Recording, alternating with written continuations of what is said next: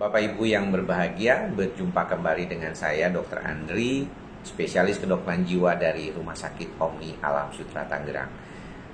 Kebanyakan orang bertanya, sebenarnya saya ini bisa benar-benar sembuhkah dari masalah kejiwaan yang saya alami? Baik itu kecemasan, depresi, gangguan kepribadian, ataupun psikotik maupun bipolar. Sebenarnya sudah berulang kali saya berikan pengertian tentang apa itu masalah gangguan kejiwaan dan bagaimana bisa mempengaruhi kehidupan kita. Nah, pada kesempatan kali ini saya ingin mencoba menguraikan situasi yang berkaitan dengan gangguan kecemasan dan bagaimana gangguan kecemasan itu seringkali dialami. Sepertiga dari penduduk dunia pernah mengalami gejala-gejala kecemasan. Dan orang yang mengalami gangguan kecemasan ini kalau dilihat dari secara prevalensi dari berbagai penelitian itu bisa mencapai lebih dari 30%. Artinya cukup banyak orang yang terdiagnosis gangguan kecemasan.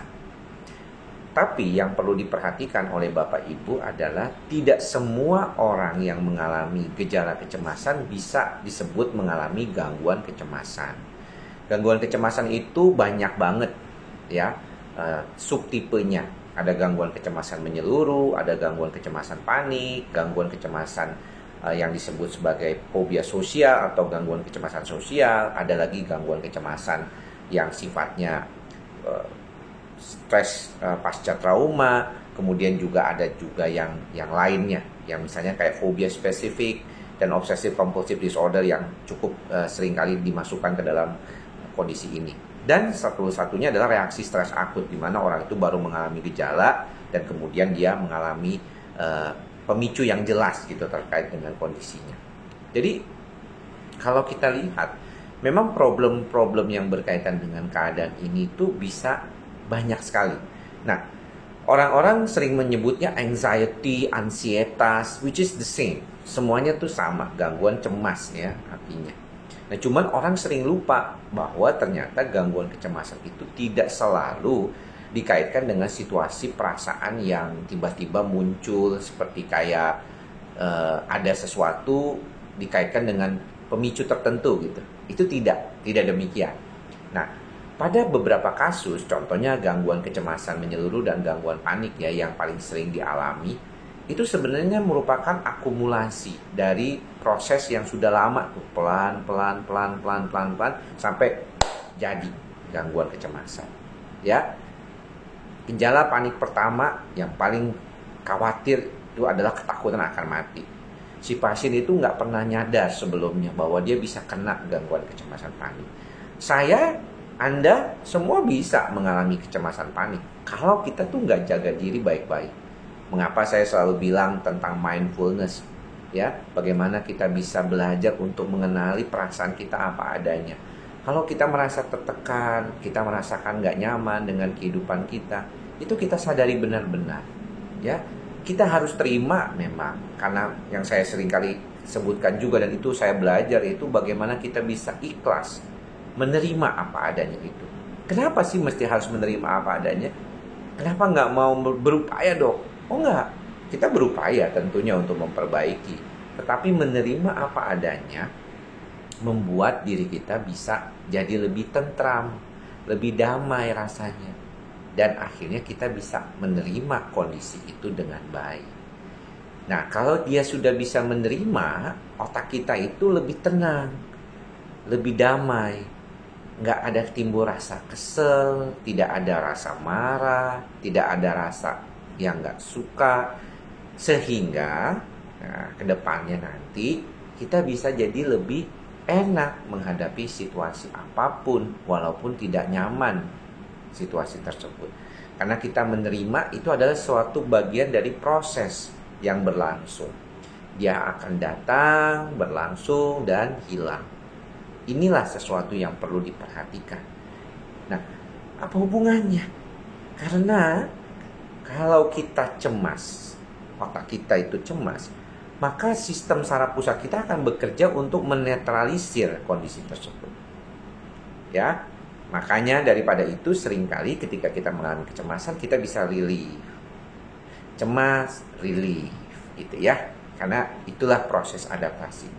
Namun kalau ternyata kita itu tidak mencapai situasi relief seperti itu, akhirnya kita bisa mengalami suatu proses perubahan yang tidak nyaman di dalam otak kita maupun di dalam situasi perasaan, pikiran, dan perilaku kita.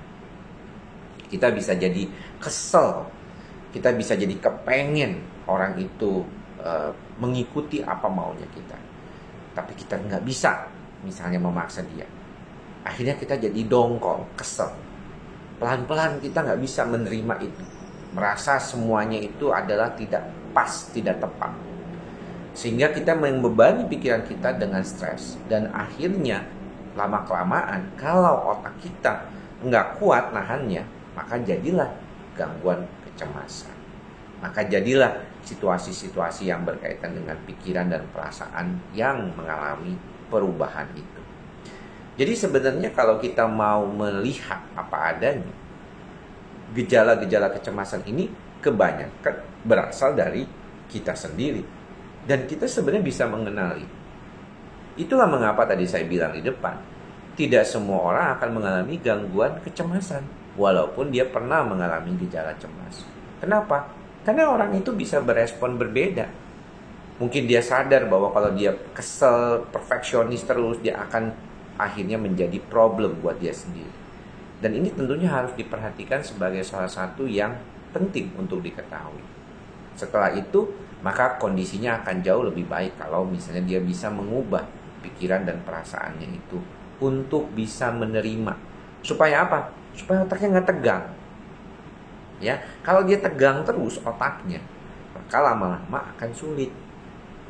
Jadi kita perlu selalu eling, selalu sadar, waspada. Ya, merasa bahwa kalau misalnya ada sesuatu yang nggak nyaman buat kita harus segera belajar untuk memprosesnya.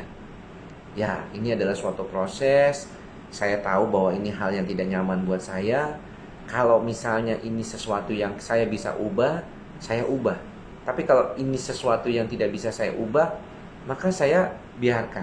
Itu sesuatu yang memang tidak bisa saya ubah. Saya perlu belajar untuk menerima itu sebagaimana apa adanya. Sehingga itu tidak akan membebani otak kita. Jadi, kalaupun mau diterapi dengan pengobatan, obat itu tujuannya adalah untuk menenangkan itu. Tetapi kan obat tidak bisa mengubah keadaan di luar. Dia nggak bisa membuat orang jadi lebih baik supaya dia lebih baik sama kita. Kita nggak bisa bikin cuaca ataupun hal yang nyaman. Obat tuh nggak bisa bikin hal-hal di luar kendali kita itu sendiri.